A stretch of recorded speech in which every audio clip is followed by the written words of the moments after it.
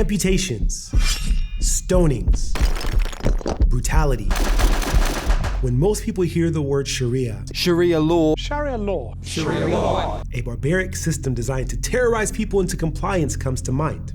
That's what you've been told. Let's look at what it actually is for Muslims day to day with no sugarcoating.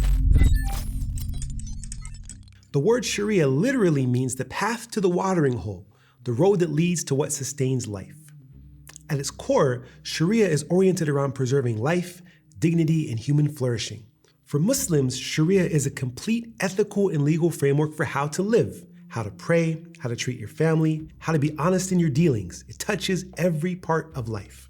For the vast majority of Muslims in the world, this is the only interaction with Sharia they'll ever know.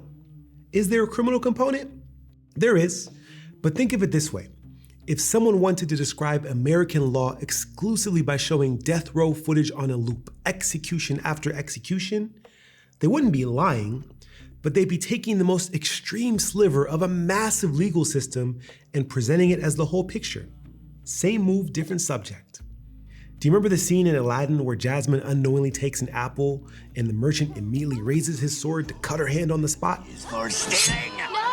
The image many people carry of Sharia punishment didn't come from a legal text or history book. It came from a Disney movie. So let's deal with the criminal law directly. Because yes, Islamic law includes specific penalties prescribed in scripture, amputation for theft, capital punishment for certain violations. Those things exist.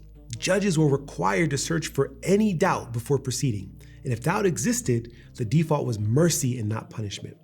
You may say, what about Afghanistan under the Taliban or Iran? Those are real examples. They deserve a direct answer. What you're seeing there isn't Islamic law expressing itself freely. It's political power using religious language to justify control. And Muslim scholars and communities within those societies have said so themselves. That brings us to the second assumption, that Sharia is some rigid foreign legal code that's frozen in the 7th century with no equivalent in Western life. Consider this.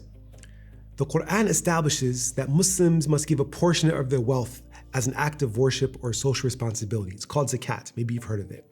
Simple enough. But what counts as wealth today?